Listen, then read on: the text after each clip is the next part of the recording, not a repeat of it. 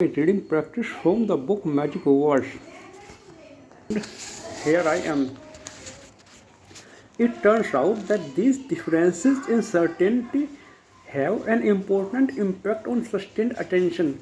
Looking across thousands of pieces of content, we found that uncertain emotions encouraged engagement. Language that evoked uncertain emotions, example anxiety and surprises, lead readers to keep reading, while language that evoked certain emotion, example disgust, had the opposite effect. Uncertainty lead readers to stick around to resolve what they didn't know. If they were not sure what would happen next or how something would end, they stayed tuned to find out.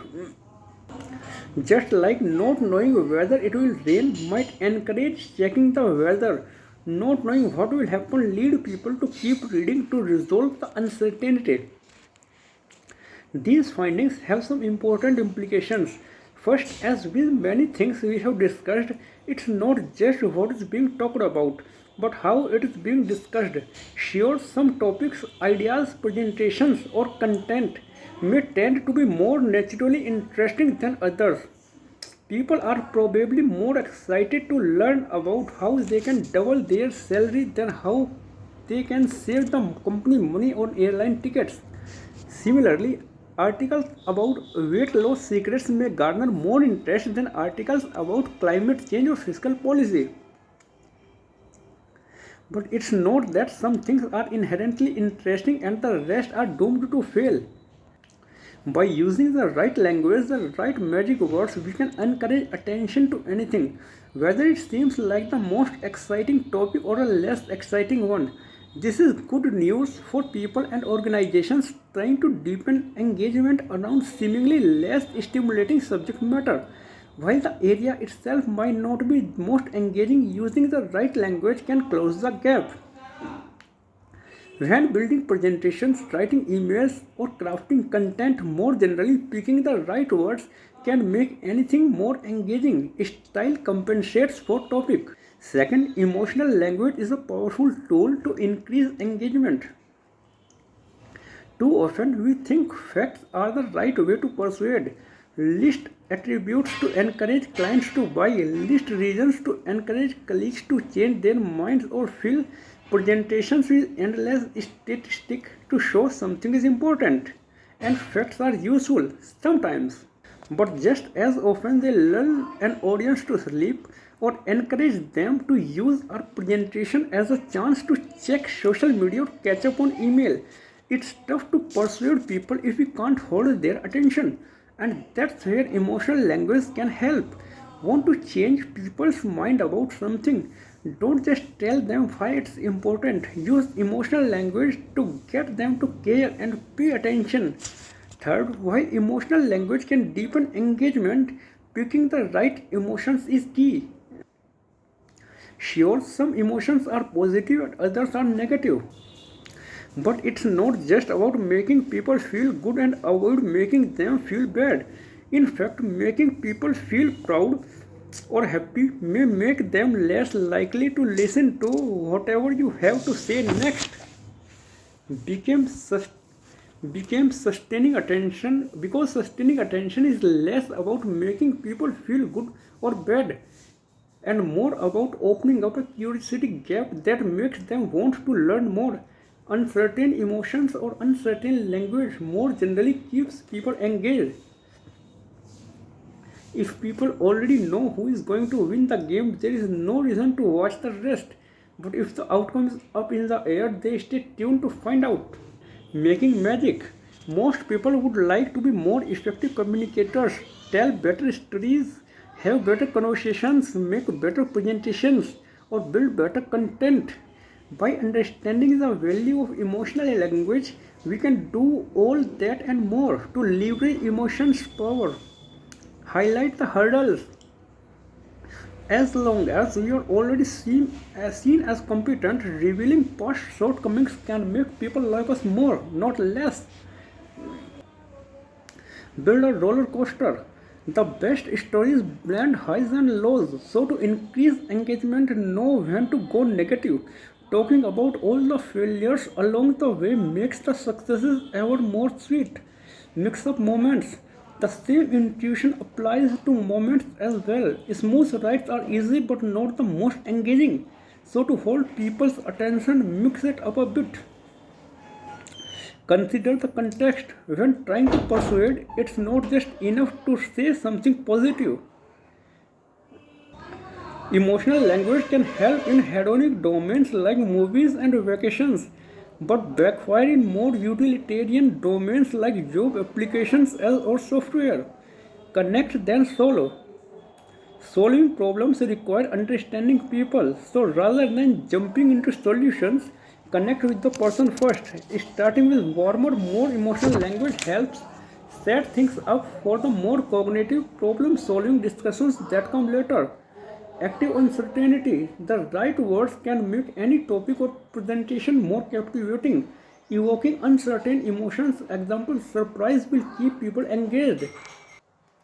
By understanding the language of emotions, we can shape how we are perceived, become better storytellers, captivate audiences, and engineer more engaging content. Next, we examine the last type of magic word, and that is words that suggest similarity. Now we start chapter 6, harness similarity and difference. Why do some people get promoted while others don't? Why do some songs become hits while others fail? And what drives some books, movies, and TV shows to become blockbusters?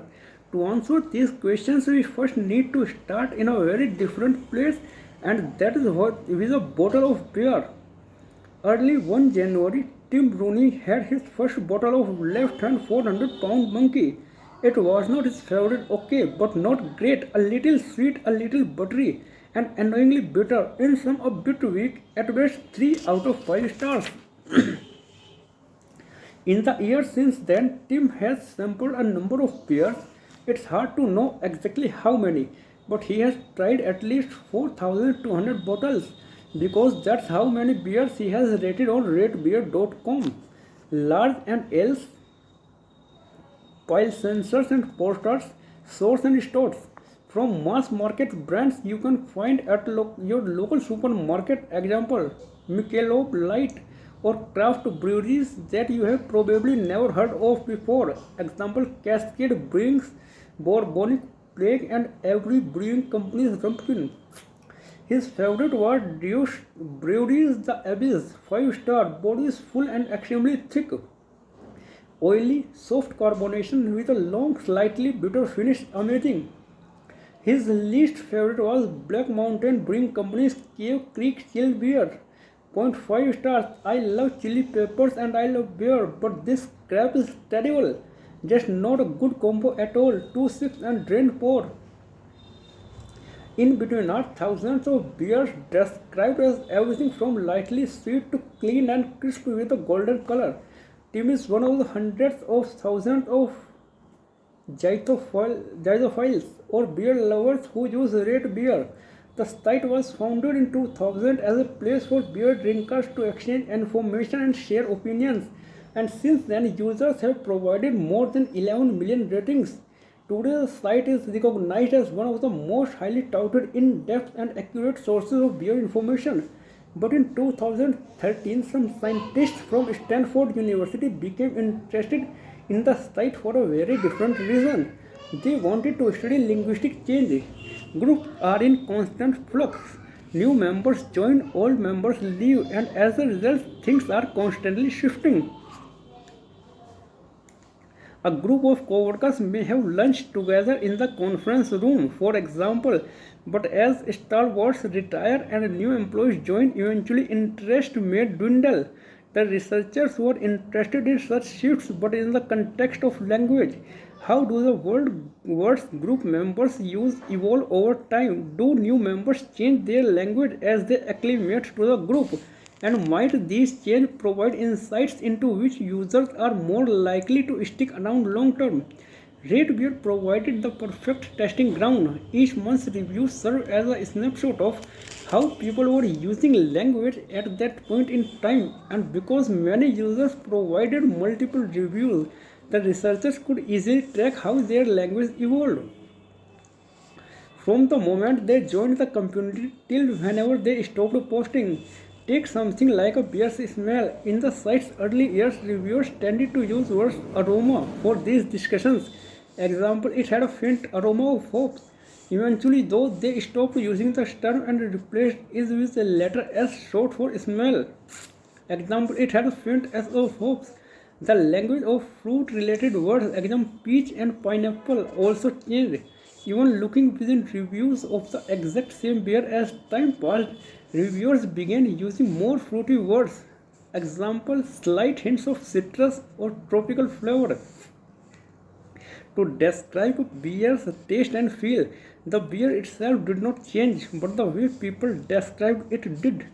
No one sent out a memo telling people to write that way, and there was no meeting where everyone agreed to change their lingo.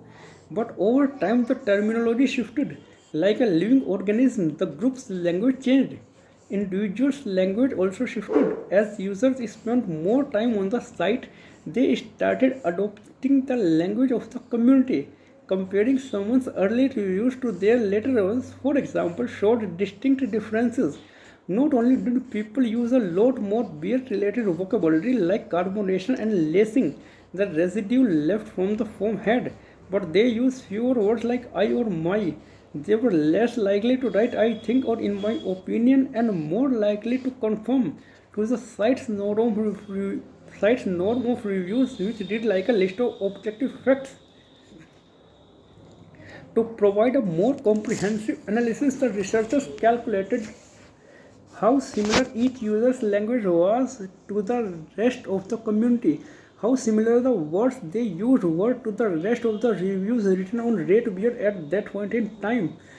They found that people's behavior on the site could be broken into two distinct stages. When users first joined, they were relatively flexible. They learned the language of the community and started using it themselves, adopting weather conventions others were using at the time. But after that initial period of accommodation, users entered a more conservative phase. They stopped adopting new words and phrases and their language calcified. The community and its norms kept moving forward, but older users no longer move with it. Language also helped to predict how long users kept posting on the site. Some users stayed for years while others left after a few months, but their words provided telling sign of what they would end up doing.